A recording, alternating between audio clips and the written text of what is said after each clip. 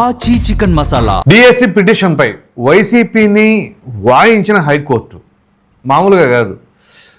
మీకు మొత్తం డీటెయిల్డ్గా తెలియజేస్తాను. సింపుల్గా ఒక సామెత ప్రకారంగా మీకు అర్థం కావచ్చు. కందకలేని తర్వాత కత్తిపేట కిందకు అని చెప్పేసి పెద్దల ఊరికి నేను చెప్పలా. సో సేమ్ యాజ్ ఇట్ ఈజ్గా కోర్టు ఈ వ్యాఖ్యలు సంధించిందని బట్టి ఆ సామెత వర్తిస్తుంది అని చెప్పేసి అర్థం చేసుకోవచ్చు. ముందు అసలు ఏం జరిగింది, వాదోపవాదనలు ఏ విధంగా జరిగినాయి, ఎవరిని ఏ రకంగా తలంటింది అనేది కూడా తెలియజేస్తా.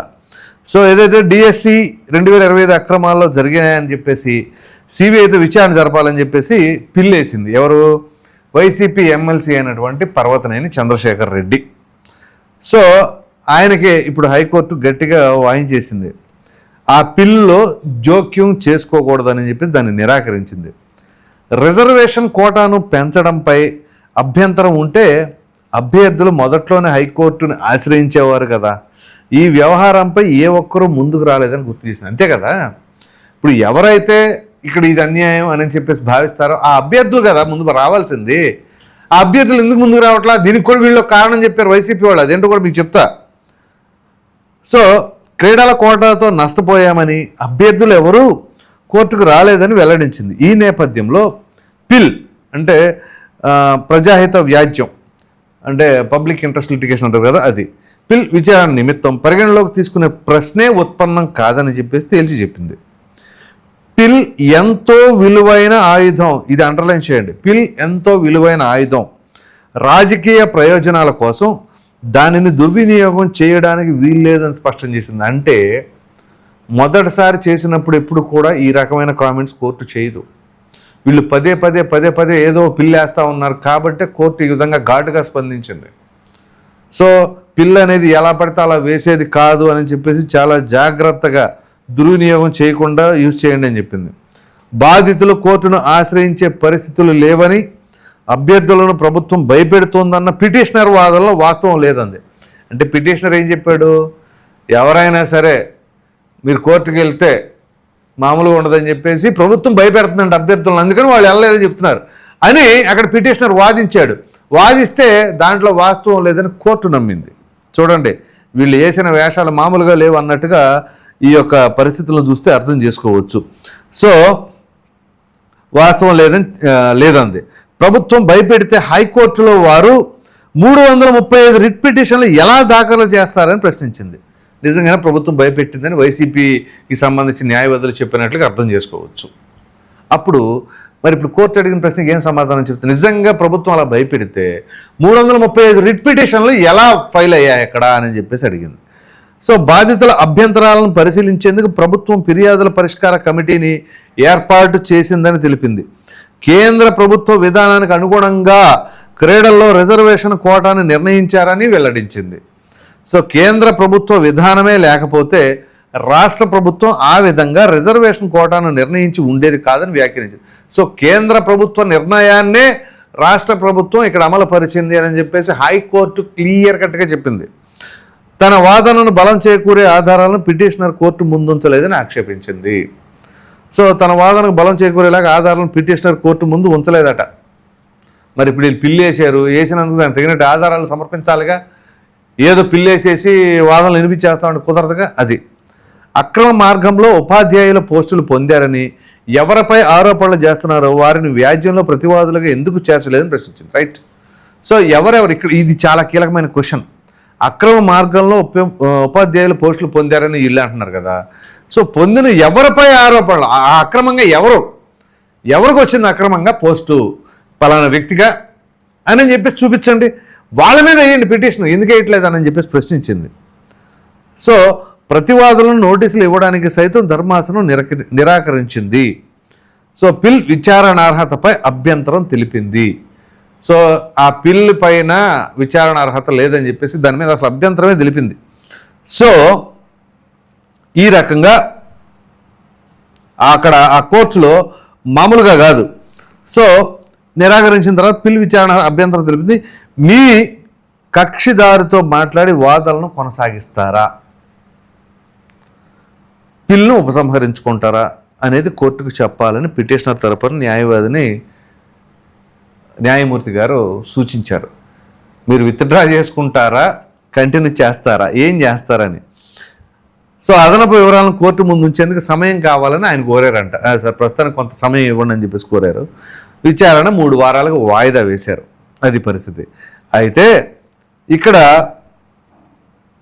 హైకోర్టు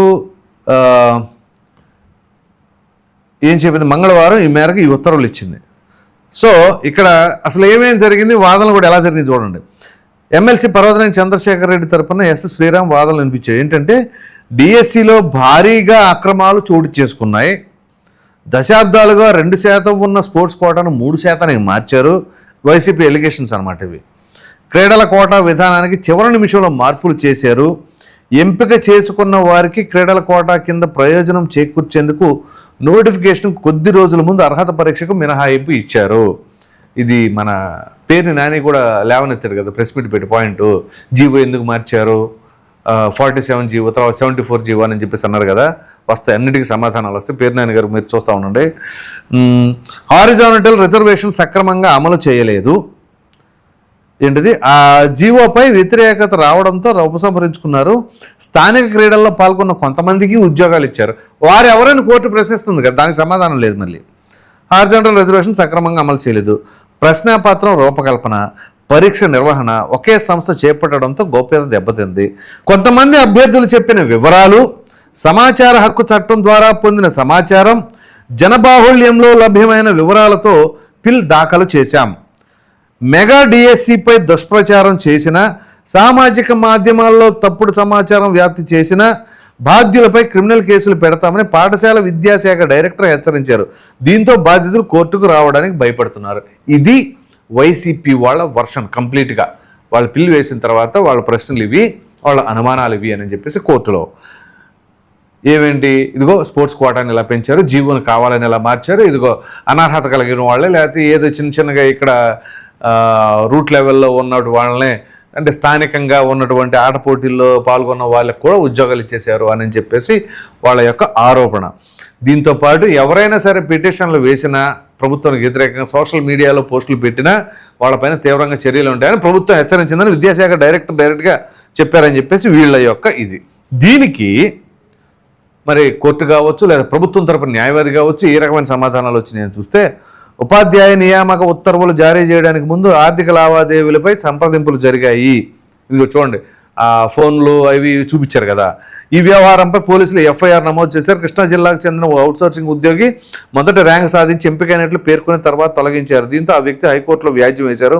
పిల్లు వెనుక రాజకీయ కోణం ఏమీ లేదు, ప్రభుత్వ వాస్తవాలను తొక్కిపెడుతుంది, సిబిఐతో దర్యాప్తు చేపిస్తే నిజాలు బయటకు వస్తాయని వాదించాడు. ఇది కంప్లీట్గా వైసీపీ వర్షన్.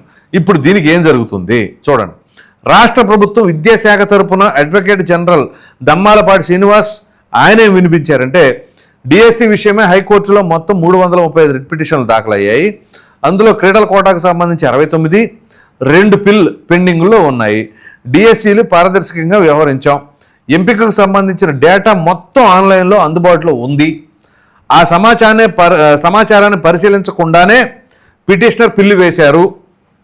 అభ్యర్థులు లేదా బాధితుల ఫిర్యాదులను పరిష్కరించేందుకు ప్రభుత్వం గత ఏడాది సెప్టెంబర్ 24న ఫిర్యాదుల పరిష్కార కమిటీని ఏర్పాటు చేసింది. 45 వ్యాజ్యాలపై హైకోర్టు వివరణ జరిపి గ్రీవెన్స్ కమిటీ ముందుకు వెళ్లాలని పిటిషనర్లకు సూచించింది. అభ్యర్థులు ఇచ్చిన సమాచారాన్ని పరిశీలించిన కమిటీ సమగ్ర ఉత్తర్వులు జారీ చేసింది. వ్యాజ్యాలు హైకోర్టులో ఇంకా పెండింగ్లోనే ఉన్నాయి. బాధితులు కోర్టును ఆశ్రయించినప్పుడు ఈ పిల్కు విచారణ అర్హత ఉండదు అన్నారు. సో ఈ వాదనలో పరిగణలోకి తీసుకున్న ధర్మాసనం పిల్ విచారణార్హతపై పిటిషనర్తో మాట్లాడి ఏ విషయం చెప్పాలని న్యాయవాదికి సూచిస్తూ విచారణ వాయిదా వేసింది. సో ప్రతి ఒక్కటి క్లియర్ కట్గా ప్రభుత్వం తరపున మాట్లాడినటువంటి న్యాయవాది దమ్మాలపాటి శ్రీనివాస్, మేమంతా కూడా ఆన్లైన్లో పారదర్శకంగా పెట్టాము, ఎవరిపైన ఏమున్నా గత సంవత్సరం సెప్టెంబర్ 24న గ్రీవెన్స్ కూడా ఏర్పాటు చేశాము, మీ దగ్గర ఎటువంటి ఇబ్బందులు ఉన్నాయో ఏమైనా ఉంటే సమస్య పరిష్కారం కోసం అని పెట్టాము అని చెప్పేసి అన్నీ అన్నారు. అన్నీ అన్నా కానీ వీళ్ళకి మరి పలానా ఎవరికి వచ్చింది, పోనీ అక్రమంగా వచ్చింది సీట అంటున్నారు. ఇదిగో పలానా వ్యక్తి, ఈ వ్యక్తికి అసలు ఏ అర్హత ఉంది, ఎందుకు వచ్చింది అని చెప్పేసి ఆ అభ్యర్థి పేరు చెప్పండి అని చెప్పేసి కోర్టు అడుగుతుంది కదా. పేరు నాని గారు ప్రెస్ మీట్లు పెడతాం కాదు, ఇట్లాంటి వాడికి సమాధానం చెప్పండి, లేదా మీ దగ్గర సమాచారం ఉంది కదా, సో మీరు పెట్టండి, ఇదిగోండి ఇదిగో పలానా అభ్యర్థిని, ఈ అభ్యర్థికి అన్యాయం జరిగింది, ఈ అభ్యర్థికి అన్యాయంగా అక్రమంగా ఇచ్చారు పోస్టు, ఆ అక్రమంగా సాధించిన పోస్టు ఎవరు, ఆ అభ్యర్థి పేరేంటి, తన హాల్ టికెట్ నెంబర్ ఏంటి, అవి డీటెయిల్స్ పెట్టండి. కోర్టు అడుగుతుంది. అయితే మంచి అవకాశం పేర్నాని గారికి, చాలా అద్భుతమైన అవకాశం మీకు. ఎందుకంటే మీరు ప్రెస్ మీట్లు పెట్టి చాలా గట్టిగా వైసీపీ తరఫున మాట్లాడుతున్నారు, పోరాడుతున్నారు. ఆ పోరాటం ఇలాగే కంటిన్యూ చేయాలి. ఈ అభ్యర్థులు మీరు చెబుతున్న అన్యాయం కాబడిన అభ్యర్థులకు న్యాయం జరగాలి అన్న, అక్కడ అన్యాయంగా ఎవరెవరికైతే ఉద్యోగాలు వచ్చినాయో వాళ్ళందరికీ న్యాయబద్ధంగా చట్టబద్ధంగా శిక్ష పడాలి అన్న పేర్నాని గారికి అద్భుతమైన అవకాశం. అలాగే గొంతు చించుకొని చాలామంది మాట్లాడుతూ ఉన్నారు. అందులో మాజీ మహిళా మంత్రి రోజా, ఆవిడ భూమన కరుణాకర్ రెడ్డి వీళ్ళందరూ చేరి అక్కడ పెట్టారు లోకేష్ రాజీనామా చేయాలి అని. బ్రహ్మాండంగా దీని మీద ముందుకు వెళ్ళండి. ఇప్పుడు వెళితే అది నిరూపించగలిగితే ఆయన రాజీనామా చేస్తాడో ఏం చేస్తాడో, పోనీ ఆయన ఎమ్మెల్యేగా రాజీనామా కూడా చేస్తాడని చెప్పేసి కొంతమంది అంటూ ఉన్నారు. మంగళగిరిలో కూడా ఎమ్మెల్యేగా రాజీనామా చేస్తారు. ఒకవేళ రాజీనామా చేస్తే జగన్మోహన్ రెడ్డి గారు వచ్చి అక్కడ ఆయన పోటీ చేస్తారా, ఆయనకు ఆపోజిట్గా ఆ కెపాసిటీ ఉందా అని కూడా కొంతమంది ప్రశ్నిస్తూ ఉన్నారు. సరే, అవన్నీ రాజకీయపరమైన అంశాలు. ఇక్కడ విద్యార్థులకు సంబంధించింది, లేదా యువతరానికి సంబంధించింది, ఉపాధ్యాయులకు సంబంధించింది, వాళ్ళ భవిష్యత్తుకు సంబంధించిన అంశం కాబట్టి ఏదో ఆషామాషిగా రాజకీయాల కోసం పిటిషన్లు వేసి పిల్లులు వేసి మరి కోర్టు ద్వారా అక్షంతలు పడకుండా న్యాయబద్ధంగా కరెక్ట్గా పిల్లు వేయండి, దానికి సరైన ఆధారాలు సమర్పించండి. మీరు చెబుతున్న అన్యాయంగా అవినీతిపరంగా అక్రమంగా పోస్టులు సంపాదించిన వారు ఫోన్ కాల్ డేటా అంటున్నారు కదా, అవన్నీ అక్కడ నిరూపించగలగండి. అప్పుడు ఖచ్చితంగా మీ పోరాటానికి మంచి ఫలితాలు వస్తాయి. అలాగే ఎవరెవరైతే అన్యాయం కాబట్టి వాళ్ళకి ఉద్యోగాలు వస్తాయి. మరి చూద్దాం దీనిపైన వైసీపీ ఏ రకంగా ప్రతిస్పందిస్తుంది, ఏంటి కోర్టు మరి ఏ విధంగా భావిస్తుంది అనే అంశాన్ని. అలాగే సిబిఐ అంటున్నారు కదా, సిబిఐ సంగతి తెలుసు కదా మీకు ఎలా ఉంటుంది అనేది. సో మొత్తం మీద చూస్తే ఈ డిఎస్సిపై హైకోర్టు అయితే గట్టిగానే వాయించేసింది వైసీపీని. మరి మీరేమనుకుంటారో అనే అభిప్రాయాన్ని కామెంట్లో తప్పకుండా తెలియజేయండి. Thank you.